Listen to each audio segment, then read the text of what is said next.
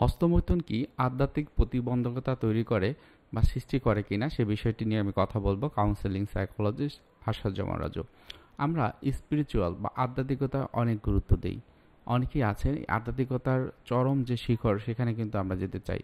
তাহলে হস্তমৈথুন করা হলে এটা কি সেই আধ্যাত্মিকতায় একটা বাধা সৃষ্টি করে?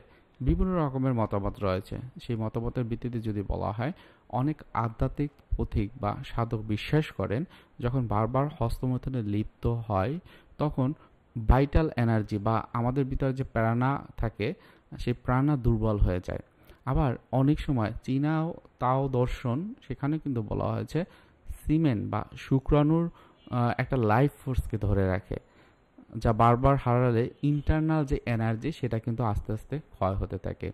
আপনি যদি যোগ দর্শনে যান সেখানেও কিন্তু বলা আছে হস্তমৈথুন মূল দ্বারা যে চক্রে সেটা কিন্তু আটকে ফেলে, মানে আপনি এর থেকে বের হতে পারেন না। অনেক সময় এটা কুণ্ডলিনা শক্তি উপরে উঠতে পারে না, যার মাধ্যমে কি হয় যে আমার ভিতরে বিভিন্ন রকমের অপারগতা, অসম্মান বোধ, নিজের আত্মসম্মানহানি সেটা কিন্তু আমার নিজের ভিতরে তৈরি হয়।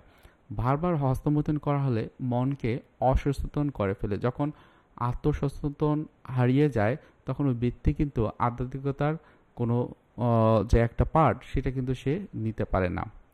আবার এটাও বলা হয়ে থাকে যে আধ্যাত্মিক প্রতিবন্ধকতা তখনই হয় যখন নিজের শরীরের যে চাহিদা এটি নিয়েও অতিরিক্ত পরিমাণে ব্যস্ত থাকে, যা আত্মার ডাক কিন্তু শুনতে পায় না।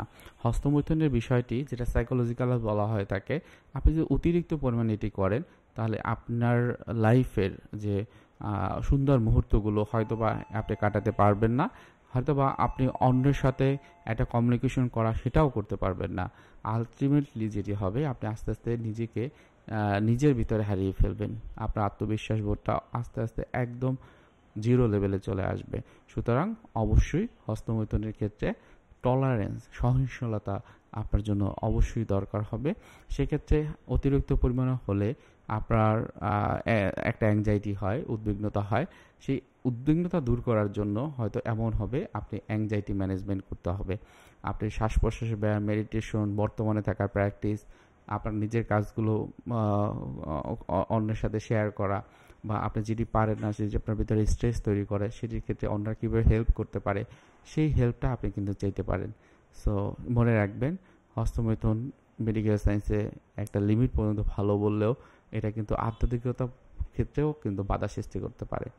আজকে ভিডিওটি এখানে রেখে দিচ্ছি। কারো কোনো প্রশ্ন থাকলে অবশ্যই কমেন্টে জানাবেন। ধন্যবাদ।